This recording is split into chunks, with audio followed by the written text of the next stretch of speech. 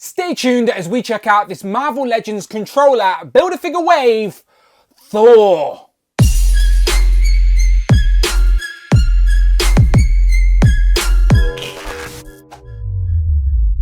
Pow, and welcome back to the channel, Dan Who Reviews. As always, my name is Dan W. Make sure you are following me on Instagram at It's Dan Who. And remember, you can now hit that join button and become a channel member as well. Either show some love or join the members club. Much appreciated. Today we are taking a look at the Marvel Legends controller Build-A-Figure wave, Thor. But this isn't just any Thor, this is King Thor, and we have never had this particular look for Thor in figure form before. This is basically following the World of Realms storyline. Odin named Thor the new king of Asgard, and he gets this new all-black uniform. Debuted in 2020 by writer Donny Cates and artist Nick Klein. This is a very sought-after costume design, not just for that reason, but this is also Fortnite Thor. Try saying that 4 times. But yes, this is the outfit that Thor wore when he debuted in the very popular game Fortnite. So a lot of people are going to be wanting to get their hands on this, of multiple generations, I'm sure. But the box is packed as Marvel Legends should be, so I like that. We get a Build-A-Figure piece, the actual head for the controller. We get Mjolnir, we get a lightning effect, we get some fisted hands, and there's even 2 ravens in the box as well. So I'll get into all of that and try and break down the costume design just that little bit more. But let's have a look at the box. We get Thor at the bottom, we get a hammer logo up there at the top, Thor on the side, Thor again on the back of the box, as well as a write-up that reads, Thor does the unthinkable when he becomes the newest Herald of Galactus, aligning with the Great Devourer to stop an even greater threat. And then, as always, you get a list of all the figures in this wave you need to complete the controller Build-A-Figure. Today we're reviewing Thor.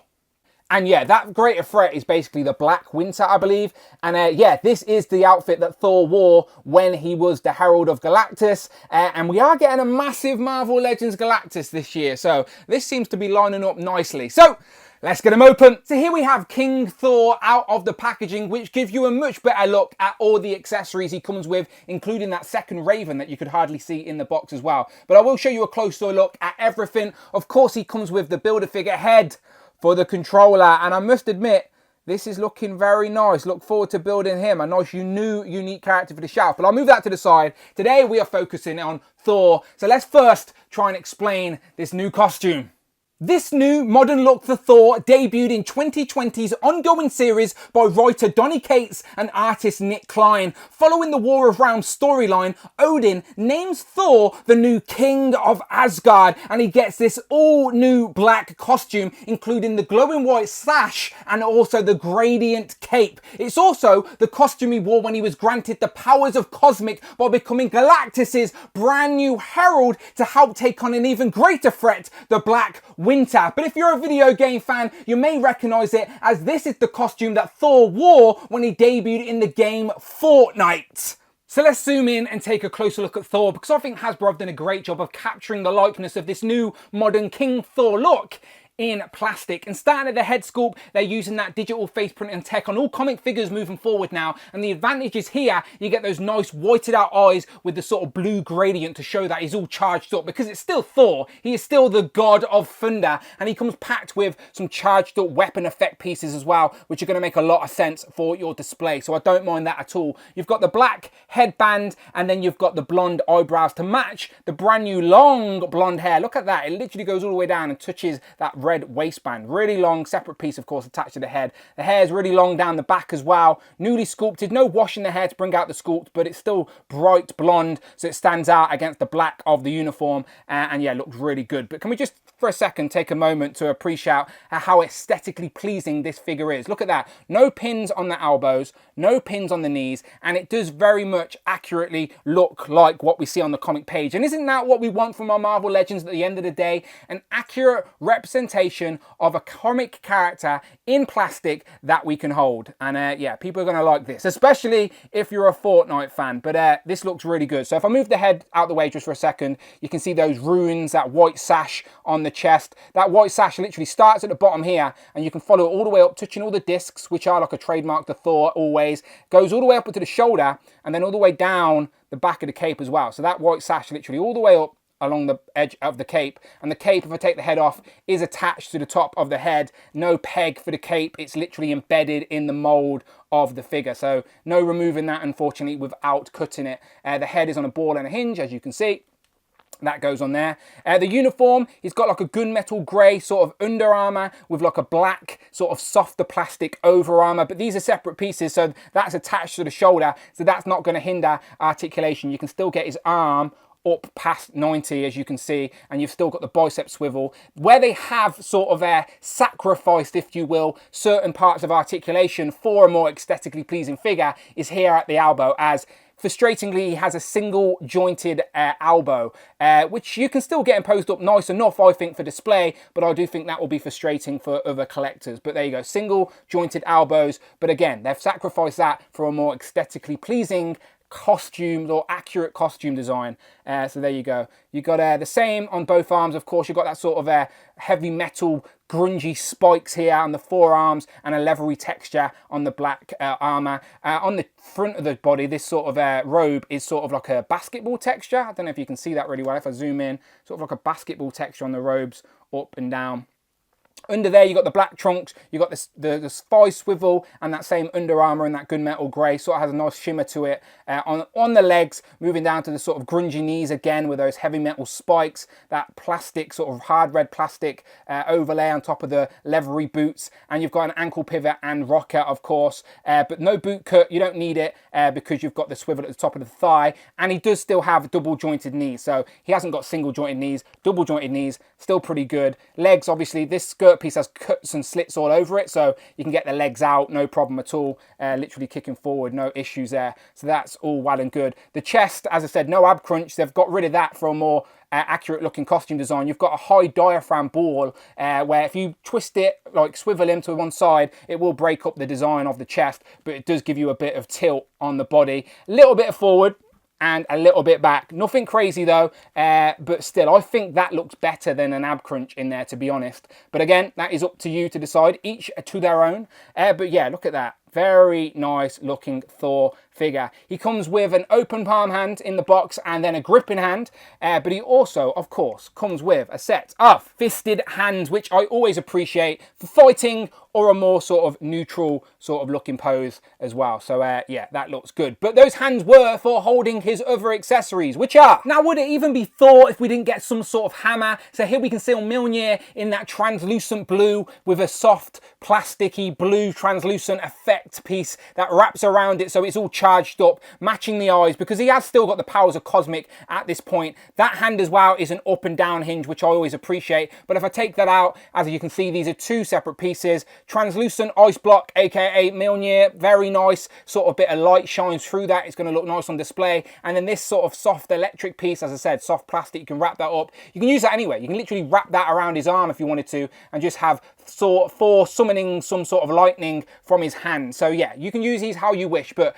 nice charged up effect pieces. And would you look at these for some unique accessories? Let me introduce to you, for the first time in Legends form, Odin's Ravens. We have Hugin and Munin. And now, of course, Thor is king. They are his ravens to control and command and send round Midgard to gather the information he needs. And yeah, these look really nice. Bravo on the unique accessories. Let's take a closer look. So here's a closer look at Hugin and Munin, but don't ask me which one's which. Both of these are solid black pieces of plastic with some nice sculpted detail, but it's really hard to see because they're like pure black. One of them is all perched up. The other one, the wings are spread like he's about to fly off, and they are very unique, nice effect pieces that you can use with Thor or Odin on your display. So there's the perched up one. As I said, you sort of balance him on Thor's shoulder, and that's right, I said balance. There is no peg hole. It is all balanced, but yeah, some nice sort of feathery texture. You need to see in person. You can't really see it on camera. The other one, the wings are spread, and again, very nicely done. You can see the beak sort of open there a little bit with their feet. It's all about balance, people. That is how you get this to work. But yeah, closer look at Hugin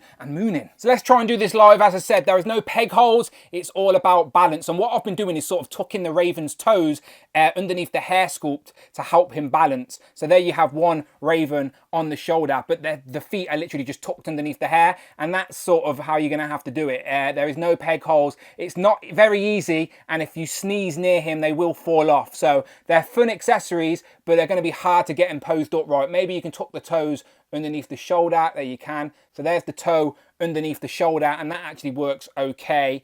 But the one with the sort of wings spread out is going to be a lot harder to balance. But you can get it to work. But I wish you luck. They do look great, but they're not easy. As I said, no peg holes. It's just some sort of crow feet. I say crow, but they're ravens. You know what I mean? Yeah, good luck to you. You could be really sneaky and sort of tuck the feet into the fingers of Thor, so it sort of helps him balance, but it doesn't look that great. Again, there's no easy way to do this, people. As I said, it's just a game of Thor Buckaroo, but it sort of works. But yeah, as I said, this is a party game now you can play with your friends. How many ravens can you get on Thor without knocking him over?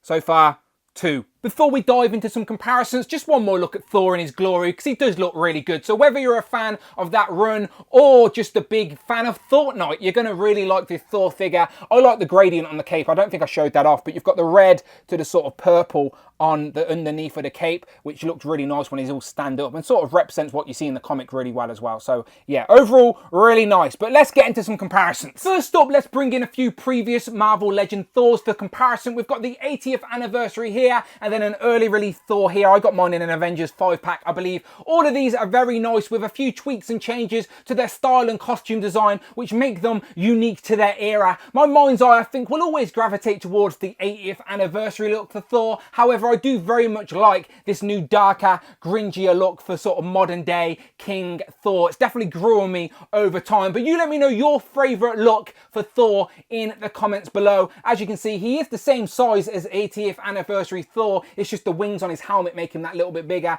This Thor was maybe a little bit always oversized, but still, all of them are very nice for that particular version of Thor. Here we have King Thor with the All-Father Build-A-Figure, aka Odin over here, and then we have the Unworthy Thor. I think this was what was going on in the comics before he became king, and then when he got the powers of Cosmic, he got his arm and his eye back. But yeah, these are all great still. Maybe you can use these ravens with your Odin Build-A-Figure as well if you want to play some Odin Buckaroo. But yeah, again, this Thor will fit into an Asgardian display for sure. Here we have some characters that are never too far away from any Thor storyline. We got Beta Ray Bill and, of course, his brother Loki. Here we have some Asgardian females with Angela and, of course, Lady Sif. And I do think Sif and Thor around this time are hanging around together quite a lot, if you know what I mean. So these two will definitely display very nicely on a shelf. And her red is a nice sort of highlight to the red on this Thor as well. So yeah, I probably will stand these two very close together